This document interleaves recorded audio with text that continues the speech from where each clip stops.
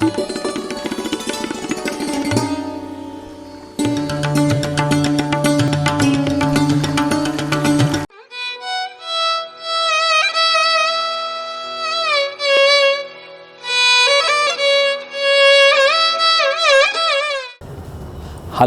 and welcome to the third episode in our series on women's mental health.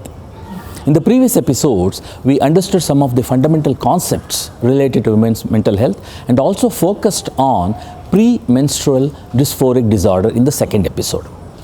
In this episode, we will focus on yet another important mental health problem faced by women, that is perinatal depression. Come, let us meet our expert.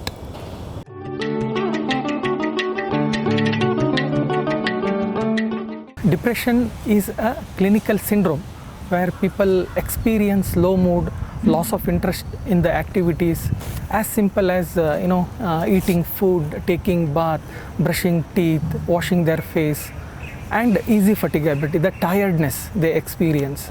Apart from that, they also experience the reduced confidence level. There is a reduced self-esteem, or they look future as there is no future for oneself, and there is a crying spells will be there.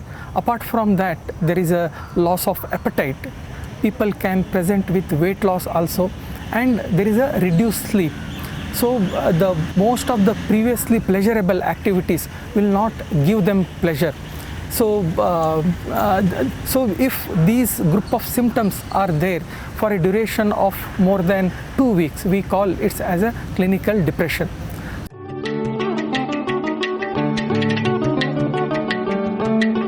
There are various types of depression depending on the life stages. The depression can appear in the adolescent period, especially in women during the perinatal period, that is during pregnancy, as well as during the postpartum period, as well as people experience depression when they go through a stressful life situation. It can be financial, or if there is a loss of loved one, or even it can be in the late life depression. So these are all various types of depression. Apart from that, depression can also be classified as milder form of depression, moderate form of depression, and a severe form of depression. In some individuals experience a low form of depression for a quite long duration, for more than 2 years. Such depressions are called as dysthymia. So these are all various types of depression syndromes.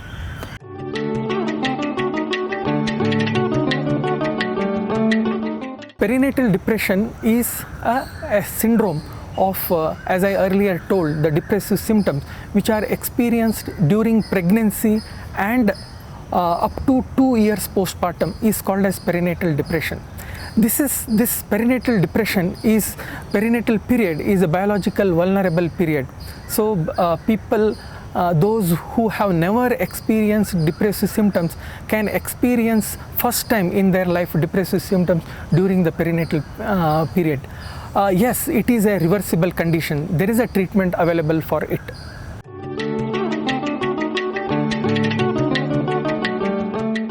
As I told you earlier, the perinatal depression, which is specific to pregnancy and postpartum, also presents with loss of interest, easy fatigability, and low mood.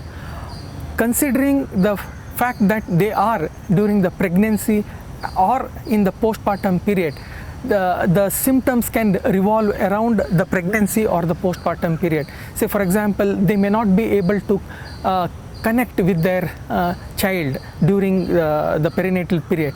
So, or they may feel that I am not a good mother, or they may feel that even the baby is crying for my reasons. So all the whole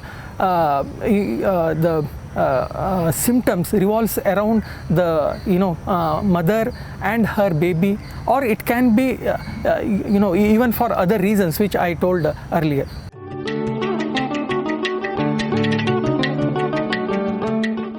It is a more of subjective experience. Only mother can experience these symptoms.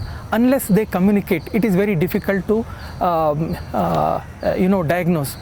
The other way is the most of the time the loved ones or the near ones can identify the mothers during the perinatal, during perinatal period, that she is dull, she is not interacting with her child, or she is not as happy as she was earlier during earlier period.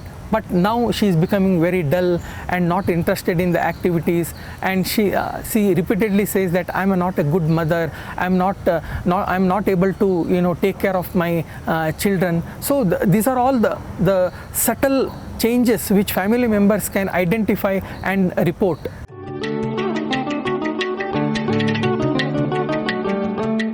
There are certain risk factors which can precipitate perinatal depression.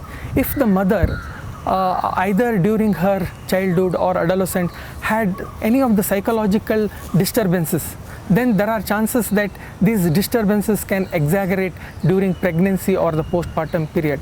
Or if there is a family history of any psychiatric illness like depression, like bipolar disorder or schizophrenia in first degree relatives like her siblings or the parents, or even the second degree relatives like cousins, or then maternal or paternal side, if there is a family history, there are chances that they may get perinatal depression. Apart from that, if there is a history of loss in the past 1 year, then there is a chances that it can get exaggerated during pregnancy or during the postpartum. In India, especially the demand for the male child is considered to be one of the risk factor for perinatal depression. Apart from that, the research has said that even there is a less support in the family, say for example from the partner or from the in-laws, can also is a risk factor for perinatal depression. Apart from that, if there is a presence of domestic violence or even the intimate partner violence, can increase the chances of depression during both pregnancy as well as during the postpartum period.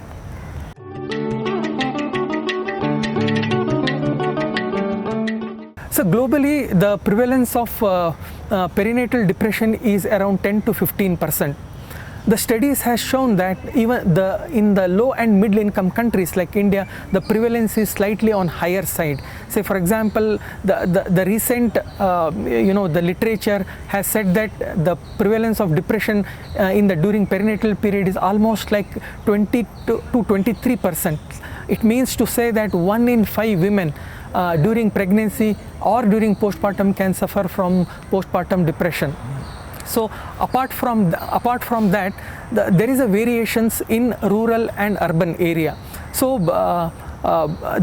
it is equally present in rural area as well as the urban area.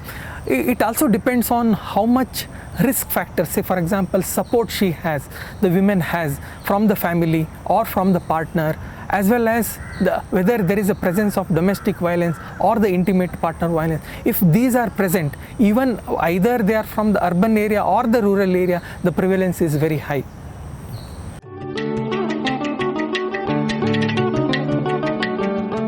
When we talk about perinatal depression, the early identification is very, very important.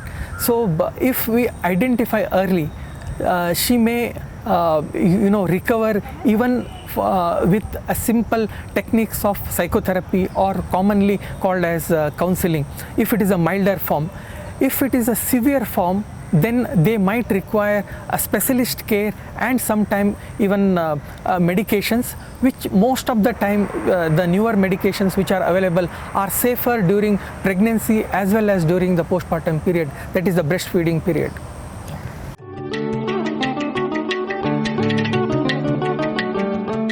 As we have understood that the perinatal depression has a prevalence of around 20% in India, the most of the healthcare workers who come in contact with the pregnant woman are sensitized in perinatal depression. So if they experience such symptoms during pregnancy, they can report to the health workers. In India we have ASHA workers, we have methanins, we have auxiliary nurse midwiferys, ANM, who works in either they come to their houses during when women are pregnant, or women do visit primary primary healthcare centers or sub-centers during pregnancy for vaccination. If they are experiencing these symptoms, then they can report it to the ASHA worker or ANMs. And if symptoms are severe, okay, ANM and ASHA, they themselves refer them to a medical officers. Even the medical officers has been trained to treat perinatal depression, and with either the counseling part, that is psychotherapy, as well as simple medications. This concludes the third episode in our series on women's mental health. In this episode, we dealt in detail about perinatal depression. We will be back with more information about women's mental health. Namaste.